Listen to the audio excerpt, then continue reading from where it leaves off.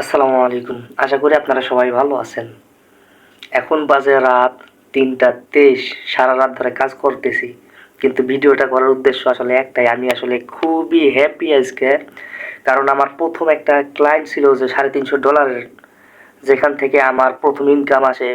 তিনার সাথে কিছু মিসআন্ডারস্ট্যান্ডিং হয়েছিল আমার আরকি।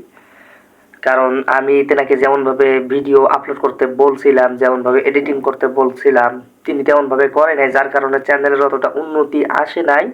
তো তেনার সাথে কোনো কারণে একটা ঝামেলা হয়ে আমাদের বিচ্ছিন্ন হয়ে যায়। ২০২৩ সালের কথা এটা। তো আলহামদুলিল্লাহ আজকে আবার তেনার সাথে কথা হলো, যে মাত্রই ৩টার দিকে কথা হলো। তো আমরা আবার নতুন করে কাজ শুরু করতেছি। তেনাকে বলার পর তিনি আমাকে বলল আগামীকালকে তিনি মিটিং করতে চাইছেন আমার সাথে আবার। তো নতুন চ্যানেল একটা শুরু করে আলহামদুলিল্লাহ তেনার সাথে আবার নতুন করে কাজ শুরু হবে। আসলে দেখেন, এটা ক্লায়েন্টের সাথে আমার বলতে পারেন যে ঝগড়ার মতো আর কি হয়েছিল।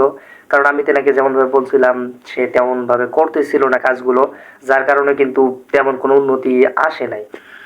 তো তারপরও আবার তার সাথে আজকে ২০২৩, ২৪, ২৫, ২৬ প্রায় ২.৫-৩ বছর পর আবার তেনার সাথে কাজ করার সুযোগ হয়েছে।